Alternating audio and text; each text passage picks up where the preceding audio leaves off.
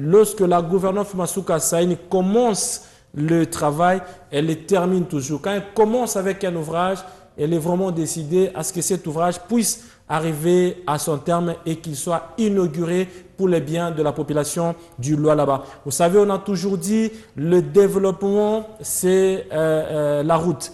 Quand la population de Lulu, de Muchamundenda, Izedka Tchala et toute cette population qui passait par cette route là-bas se plaignait de temps en temps du fait qu'il y avait augmentation du prix du transport. Le gouvernement Soukassen avait dit que je ne dors pas, je suis décidé à ce que cette route puisse se terminer et qu'elle puisse se terminer le plus rapidement possible. Aujourd'hui, nous sommes vraiment contents parce que même à un certain moment, il y a des gens de Lulu qui m'ont un moment appelé et de temps en temps je suis en contact avec la population de ces côtés. Aujourd'hui, et la population de Lulu et la population de toute la province du Lualaba est en train de voir que la gouvernement Soukassen est vraiment décidé à donner une belle image à la route Lulu qui avait vraiment des difficultés. Donc la poussière que vous avez connue et que vous êtes en train d'oublier petit à petit, elle est éphémère et elle va disparaître au fur et à mesure que les travaux évoluent. Le plus important pour nous, c'est que nous devons en principe continuer à soutenir cette société qui a un travail de qualité,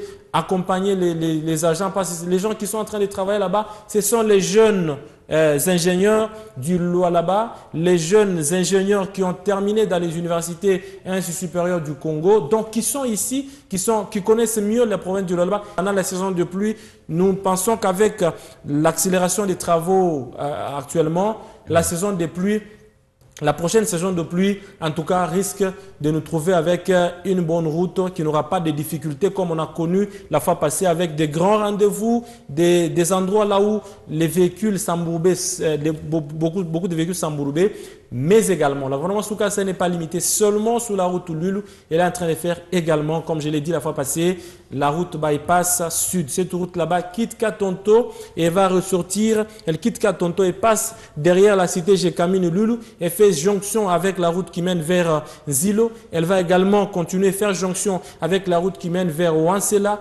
Elle va continuer jusqu'à ce qu'elle va déboucher sur la RN39 après Karilou, de l'autre côté, du côté vers la route Lubumbashi. Donc, le gouvernement Soukassen est vraiment décidé et cette bypass fait pratiquement 40 km et le gouvernement a voulu que tous les grands engins, les engins qui abîment les routes ne puissent pas passer dans les quartiers résidentiels, que ces engins puissent utiliser la bypass. C'est pourquoi elle a décidé que la route soit divisée pratiquement en 4 parce qu'elle fait 40 km, mais qu'elle soit divisée en 4, ça veut dire 10 km par entreprise afin que les travaux puissent aller vite sur cette route, M. Frahima Mononga. Merci, M. Alain Tchoukangia, pour ces précisions sur la route Lulu.